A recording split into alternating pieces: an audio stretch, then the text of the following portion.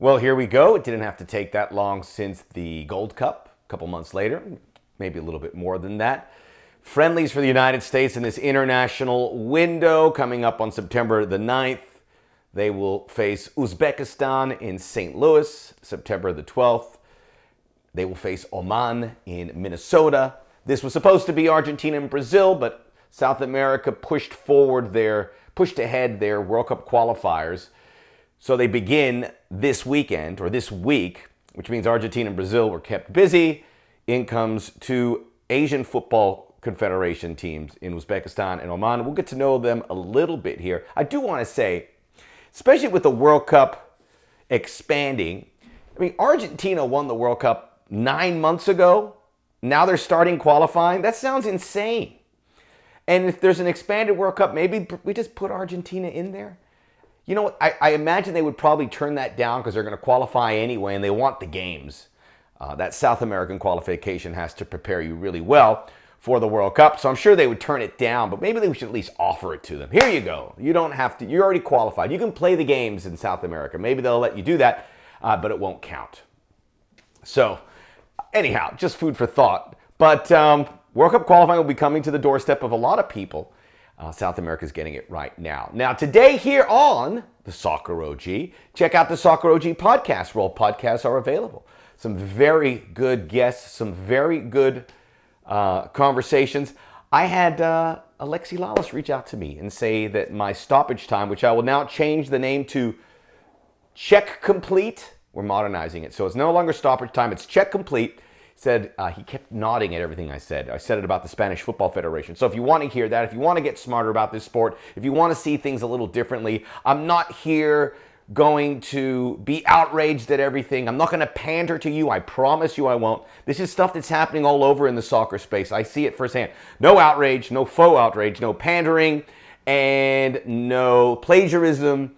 And I forgot what the other thing was. But check out the Soccer OG podcast, where all podcasts are available. Like and subscribe us here. Go ahead. A lot more people are joining the Soccer OG family. And we're very happy about that. Let's get to know these opponents a little bit. Because a lot of people go, oh, Uzbekistan, Oman, what a waste of time. But it's not a waste of time. These are countries that, you know, are both ranked in the 70s, which really is, it could be a lot lower, man. The world is very big. In fact, when you look at the Asian teams, and the Asian Football Confederation, to me, is improving more than CONCACAF, is improving more than Africa. I mean, look at what they did in the World Cup. Granted, Qatar hosted it. Australia, man, they pushed Argentina in the round of 16. Yes, Australia is in Asia. Japan should have gone further, winning their group with two European heavies in there.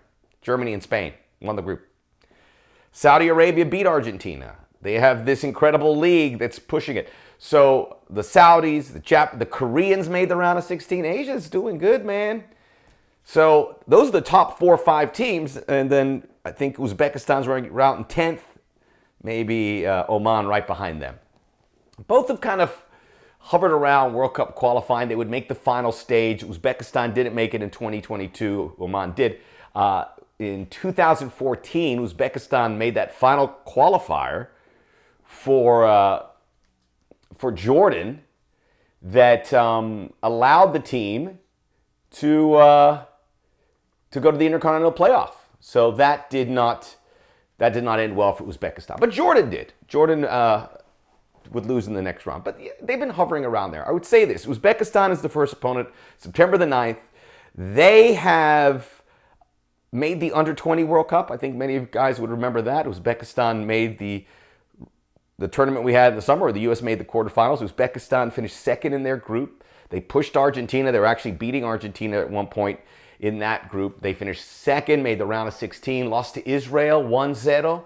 Israel made the semis. So some good young players. They have Eldor Shomurodov, who has been playing in the Serie A for a few years. He's at Cagliari. He was at Roma for a minute too. They've got some talent. Obviously, it's not a whole lot. They are in Central Asia, below Kazakhstan. I remember we watched the movie Borat, and the first movie, he says, Uzbekistan, bad. That was many people's first introduction to Uzbekistan. But it's a very interesting part of the world. So they're on the Caspian Sea, And on the other side is Turkey and Iran. And then below them is Afghanistan. And below that is Pakistan and India. So, I mean, it's a real connection almost between Europe and Asia.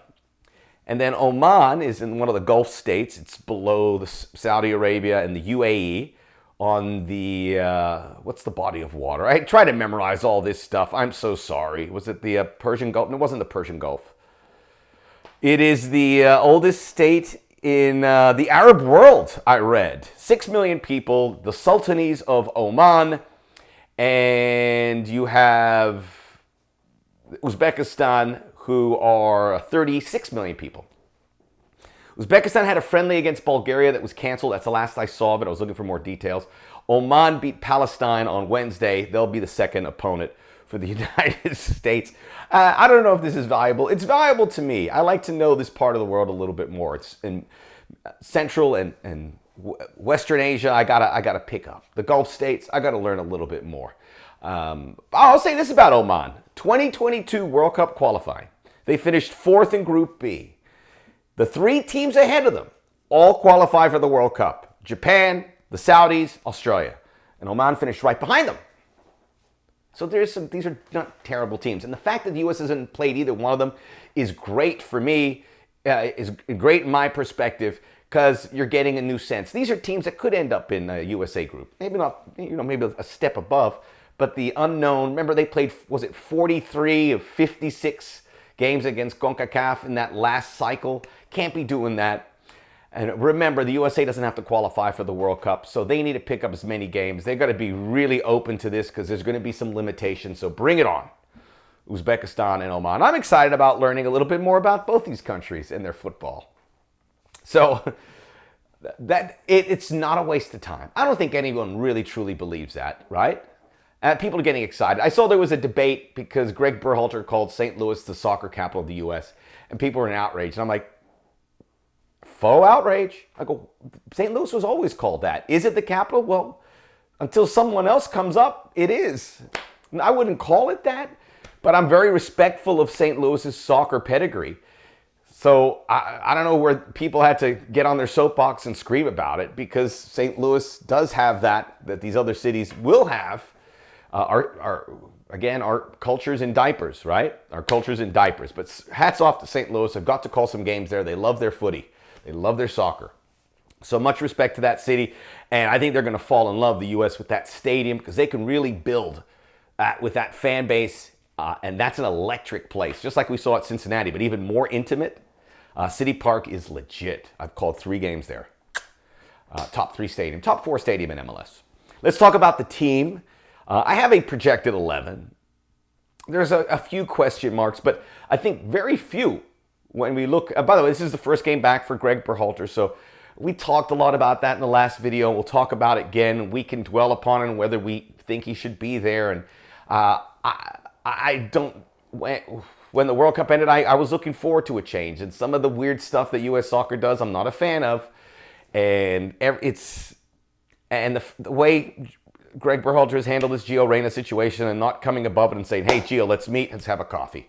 That's been unfortunate too. But I'm not going to sit here for the next 4 years and argue about it like we did the last 4. He did well at the World Cup. We have to have faith in him. We're not sabotaging this 2026. We're not bombing on our players. I'm supporting the players. I don't think there's going to be selection issues like there were where some of the older generation, I mentioned them, Jordan Morris and Aaron Long and Christian Roldan and Sebastian Lletget, they're not going to be back on this squad ever, on this senior team. They serve their purpose. They're moving on. So I don't think we're going to have those selections. I think it's going to be straightforward. We're going to look at the squads that are selected when it comes in October and November. Go, okay, that makes sense. We talked about the guys that aren't available here. Tyler Adams and Gio Reyna are the big ones. Injury concerns for the U.S. One thing that when I looked at this roster and I said, that's another injury concern. I think we got to prepare ourselves for never having a 100% squad. It is folly to even think that because it never gets close. And a lot of these guys are long-term. Gio Reyna is a real concern. Can't stay healthy. Tyler Adams, similar to that. Weston McKennie has had his issues. Christian Pulisic, well documented. Christian Pulisic's had a nice run of health, which only makes me think that something is coming around the corner. I hate to say that, but that's really the reality of Christian Pulisic. Fingers crossed, knock on wood, he can move on. Tim Ream coming back from an injury, he's getting older, but I don't know if we can expect a full squad at any certain time. It's pretty good here. They're going to miss Tyler Adams, which is the big question in the lineup. Do they invert that midfield? I think they might, where Tyler Adams a little bit behind Musa and McKennie would be it. They talked about that midfield. It feels like Berhalter's looking at it like it's a little passé. So it tells me maybe some new components get brought into that midfield. That's where the changes are. Here's my 11. Pretty straightforward in the back. Matt Turner, Anthony Robinson, Tim Ream, Chris Richards. I would say Walker Zimmerman starts, but Richards gets in there because Zimmerman's not there. Serginho Dest. Serginho Dest is playing so well at PSV. That's easy. Anthony Robinson the same. Really, Richards the only question mark, but he's got oodles of talent. You throw him in there. Turner's been great. No question marks at goalkeeper. No question marks at the fullbacks. This is good. Midfield is where the question marks. I think they're going to invert it. It's going to be McKennie and Musa. If you have guys that are familiar playing together, you don't want to alter it too much. You already know you have to replace Tyler Adams. But you know what? Scratch that. McKennie hasn't been in super form. Maybe I'm going to go with Musa, De La Torre, and then it's going to be either Malik Tillman or Brendan Aronson from them. Let's put Malik Tillman in there. Because Brendan Aronson's been a bit naughty this season. A bit naughty. So I doubt that's what it's going to look like, but my midfield, I'm going a little experimental. Pulisic on the left, Pulisic on the left, Weah on the right, and Folarin Balogun, your striker. No question marks in that front three, right? The one question mark, if Gio Reyna was available, I think he slots into that inverted midfield. He was great in the Nations League, so that is something we can welcome. We're just filling the gaps. Hopefully everything with Gio Reyna works up and he goes plop, and the Nations League 11 and makeup is what it looks like. Maybe there's some alterations in the formation. A lot of people would question that with Gregg Berhalter. I would too, really. But there's a possibility. This should be a new. Gregg Berhalter should be experimental, and this is the time to do it and play to his strengths. What he has done very well is get this young team. It was one of the youngest teams at the World Cup. You didn't want it to get any younger, so he didn't go getting more young players. He had to blend them in with veterans. They had a good performance, and now that young core is experienced. World Cup experience, the best kind, right? And now they're pushing here for the next 3 years towards the 2026 World Cup, towards the Copa America next summer. Very few question marks for me. And if Reyna and Adams were healthy, I would have 0 question marks. We have a pretty lock, stock 11, no? So, that's exciting. The competition's going to be good. Kevin Paredes, I'd like to see what he can do. Ricardo Pepi waiting to lock in some minutes. I'll talk about Balogun because I think he's the biggest story here.